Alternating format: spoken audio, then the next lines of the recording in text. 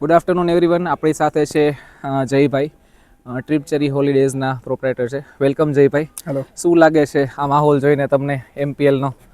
મને બહુ ગમ્યો માહોલ જોઈને.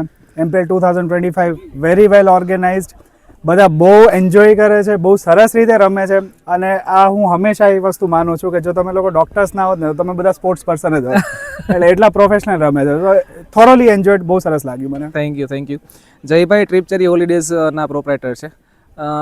જયભાઈ, તમે કેટલા વર્ષથી આ ફિલ્ડમાં છો? મને ટોટલ 9 વર્ષ થઈ જશે હમણાં 2 મહિનામાં. 1 દશક નીકળી જશે મારે. ઘણો ખાસો એવો અનુભવ છે. ઘણો ખાસો અનુભવ છે. અને તમારી કોઈ પર્ટિક્યુલર એક્સપર્ટીઝ કે કોઈ સ્પેશિયાલિટી કે જે ઝોનમાં તમે ખાસ કરીને ટ્રીપ એડવાઇઝ કરતા હોય? યસ, જનરલી આપણે ઇન્ટરનેશનલ ટૂર્સનું મારે ખાસું રહેતું હોય છે. એટલે સાઉથ ઈસ્ટ એશિયા અને મિડલ ઈસ્ટ આ બેનું અમે ખાસ કહેતા હોય છે કે એનો તમારે પ્લાન રહેતો હોય.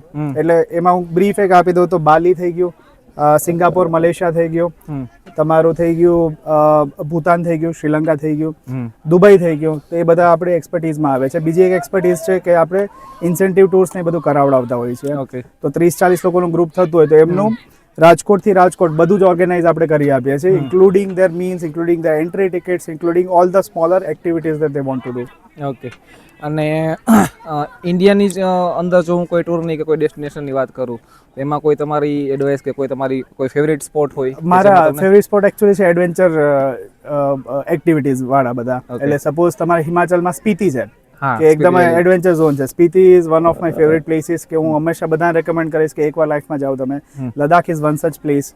અને north east is a booming place, કેમ કે બહુ પબ્લિક જાય છે. મેઘાલય, અરુણાચલ, આસામ, આ વસ્તુ માટે any time you tell me, I will be very happy to give you advice on it. Okay, fine. Yes. અને સાઉથમાં કોઈ પર્ટિક્યુલર સ્ટેટ જે તમને ખાસ પર્ટિક્યુલરલી ગમતું હોય? Kerala. Heaven on earth. Any tagline જ છે ને, ટેગલાઇન બહુ સાચી છે. Gods on country. It is gods on country. Actually Kerala વિશે આપણે આ સાંભળતા જ હોય, જે લોકો ગયા છે એ તો આ ખાસ કહેતા જ હોય. તમારા મોઢેથી પણ આ જ છે. અને ફ્યુચરમાં પણ કદાચ અમારો પ્લાન થાય તો ચોક્કસ તમને લાભ આપશું. ડેફિનેટલી. તમારા આટલા વર્ષોના અનુભવમાંથી હું તમને એક એવો કોઈ ક્વેશ્ચન પૂછું કે કોઈ એક એવો કિસ્સો, કોઈ એક એવી ટ્રીપ, કોઈ એક એવો ઇન્સિડન્ટ તમને યાદ રહી ગયો હોય જે તમે અમારી સાથે શેર કરવા માંગતા હોય? ડેફિનેટલી. સી, કિસ્સાઓ આવા ઘણા થતા હોય છે. ઘણીવાર ઘણા લોકો અટકી જતા હોય છે, ઘણું થતું હોય છે. આપણે નેપાળમાં અર્થક્વેક થયો હતો ઘણા વર્ષો પહેલા, અને મારા કસ્ટમર ત્યારે આમાં હતા, મેરિયટમાં સ્ટે કરેલો હતો. એવું છે તો એમને જ્યાં સુધી ઇન્ડિયા સેફ રિટર્ન ના કર્યું ત્યાં સુધી આપણે સતત એમના ટચમાં હતા. મારા ગાઈડ ટચમાં, ઇવન એરપોર્ટ ઉપર અમારા લોકો સાથે અહીંયા ટચમાં એમના હતા.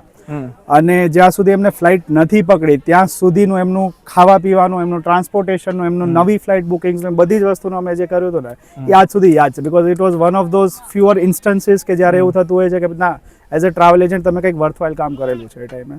ના, 100%. એકચ્યુઅલી અમે પણ જો પર્સનલ એક્સપિરિયન્સનો વાત કરીએ તો લાસ્ટ યર અમે પાંબર સાહેબ અને રવિ સાહેબને અમે લોકો ગયેલા. ત્યારે પહેલાં થોડુંક મિસકોમ્યુનિકેશન હતું એકચ્યુઅલી, જે પ્રોફેશનલ એન્ડથી અને એઝ અ ક્લાયન્ટ તરફથી.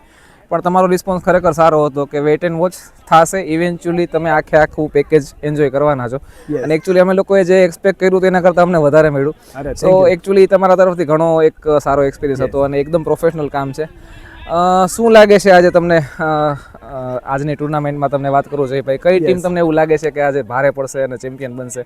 જો બધું કાટેકી ટક્કર છે, બરોબર છે. એટલે અત્યારથી કેવું મારા માટે બહુ ટફ છે, ખૂબ જ ટફ છે. એવું છે કે ગમે ત્યારે ગમે પાસો પલટાઈ જાય છે, ગમે ત્યારે ગમે મેચ કોઈ બી સાઈડ થઈ જાય છે. અત્યારના કેવું મારા માટે બહુ વહેલું છે.